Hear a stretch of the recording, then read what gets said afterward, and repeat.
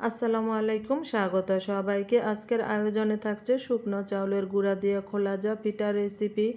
কতটুকু চাউলের গুঁড়ার সঙ্গে কতটুকু পানি ব্যবহার করতে হবে এর সঠিক পরিমাণ জানা না থাকার কারণে অনেকেই খোলাজা পিঠা তৈরি করতে অনেক রকম সমস্যায় পড়তে হয়। পিঠা একেবারে পাতলা হয়ে যায়, নয়তো পিঠা ভারী হয়ে যায়। পিঠা তৈরি করার সময় পিঠা ফেটে যায়, পিঠা অসংখ্য ছিদ্রযুক্ত হয় না। এই সকল সমস্যার সমাধান সহ আজকের রেসিপিটি আপনাদের সাথে শেয়ার করেছি। রেসিপি ভালো লাগলে প্লিজ ভিডিওটিতে একটি লাইক দিতে ভুলবেন না। তো চলুন ভিডিওটি শুরু করা যাক।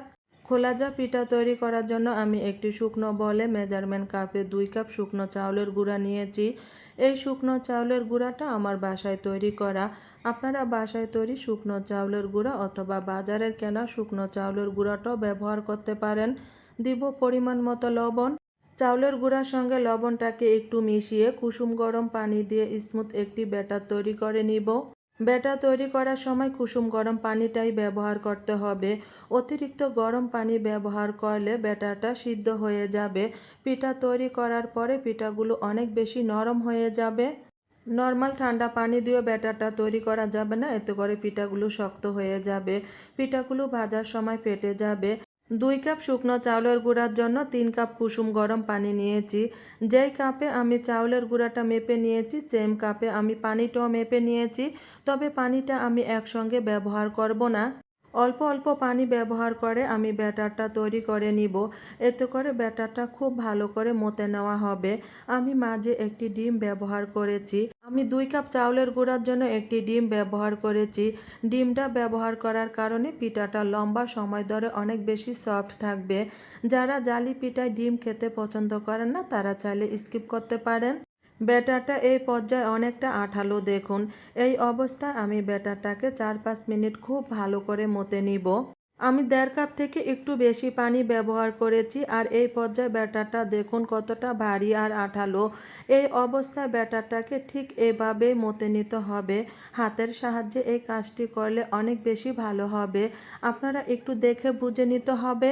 জালি পিঠা তৈরি করার সময় অনেকে চাউলের গুঁড়ার সঙ্গে কিছুটা আটা ময়দা ব্যবহার করেন। এতে করে চাউলের গুঁড়া দিয়ে তৈরি যে জালি পিঠার টেস্ট সেটা থাকে না। আপনারা এই স্টেপগুলো ফলো করলে আপনাদেরকে চাউলের গুঁড়ার সঙ্গে আর আটা ময়দা ব্যবহার করতে হবে না। 2 কাপ শুকনো চাউলের গুঁড়ার জন্য আমি 3 কাপ পানি নিয়েছি। ব্যাটার তৈরিতে আমার পুরো পানিটাই লেগেছে। আপনারা ব্যাটার তৈরিতে যদি ডিমটা স্কিপ করেন সেক্ষেত্রে 1/4 কাপ পানি বাড়িয়ে নিতে হবে। ভিজা চাউলের গুঁড়া দিয়ে জালি পিঠা তৈরি করলে পানির পরিমাণটা কিছুটা কম লাগবে। আমার ব্যাটার তৈরিটা হয়ে গিয়েছে। আমি চিকন চাউলের গুঁড়া দিয়ে ব্যাটার তৈরি করে নিয়েছি। সেজন্য আমি ব্যাটারটা আর রেস্টে রাখবো না। আপনাদের চাউলের গুঁড়াটা যদি মোটা হয় আপনারা ব্যাটারটা তৈরি করে ঢাকনা দিয়ে 10 মিনিটের জন্য রেস্টে রেখে দিতে পারেন। এতে করে পিঠাগুলো অনেক বেশি সফট আর স্মুথ হবে।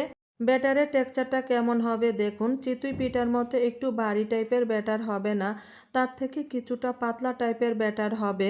ব্যাটারটা আমি আর রেস্টে রাখবো না, চলে যাব চুলায়। চুলায় আমি একটি তাওয়া বসিয়ে দিয়েছি। মাঝারি আঁচে তাওয়াটাকে আমি খুব ভালো করে গরম করে নিয়েছি। তাওয়াটা খুব ভালো করে গরম করে নিতে হবে। তাওয়াটা পুরোপুরি গরম হয়ে আসার পরে আমি একটি টিস্যুতে 2 থেকে 3 ফোঁটা তেল নিয়ে তাওয়াটা খুব ভালো করে মুছে নিয়েছি। তাওয়াটা তেল দিয়ে মুছে নেওয়ার পরে তাওয়ার থেকে ধোঁয়া ওঠা একটা ভাব হবে। তখনই বুঝতে পারবেন যে তাওয়াটা একেবারে ঠিকঠাক গরম হয়েছে। দিব পরিমাণ মতো ব্যাটার। তাওয়ার দুপাশের হাতল ধরে ব্যাটারটাকে খুব দ্রুতই ছড়িয়ে দিতে হবে, নয়তো এক জায়গায় ব্যাটারটা ভারী হয়ে জমে যাবে। আর এই কাজটা একটু দ্রুত করতে হবে। পিঠাগুলো তৈরি করব মাঝারি আঁচের থেকে একটু বেশি আঁচে রেখে ঢাকনা দিয়ে অপেক্ষা করব 35 থেকে 40 সেকেন্ডের জন্য। পিঠাগুলো হতে খুব অল্প সময় লাগে। আর পিঠাগুলো যখন হয়ে যাবে পিঠার চারপাশ থেকে এরকম ছেড়ে দিবে আর পিঠাগুলো খুব সহজেই তুলে নেওয়া যায়। আর পিঠাটা মাশাল্লাহ কতটা সুন্দর হয়েছে দেখুন।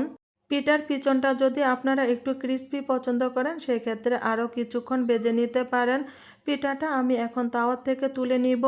আপনাদের বোঝার সাথে আমি আরেকটি পিঠা ভেজে দেখাচ্ছি দেখুন। টিস্যুতে 2 থেকে 3 ফোঁটা তেল নিয়ে তাওয়াটাকে খুব ভালো করে মুছে নিব।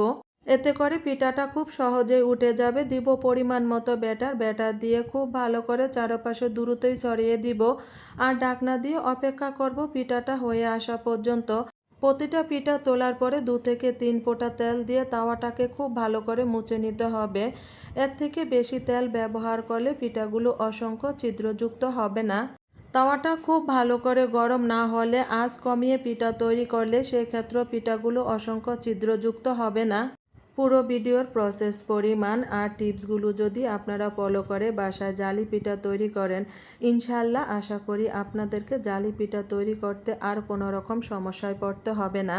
প্রতিটা পিঠা কতটা সুন্দর হয়েছে দেখুন, অসংখ্য ছিদ্রযুক্ত হয়েছে। খোলাজা পিঠার এই সহজ রেসিপিটি আপনাদের কাছে কেমন লেগেছে কমেন্টে আমার সাথে শেয়ার করতে ভুলবেন না। এভাবে আমি সবগুলো পিঠা ভেজে তুলে নিব। সবগুলো পিঠা আমি ভেজে নিয়েছি, কয়েকটা পিঠা আমি একটু বেশি মুচমুচে করে ভেজে নিয়েছি। আর প্রতিটা পিঠা কতটা সুন্দর হয়েছে আর অসংখ্য জালিদার হয়েছে দেখুন, পিঠাগুলো অনেক বেশি সফট হয়েছে।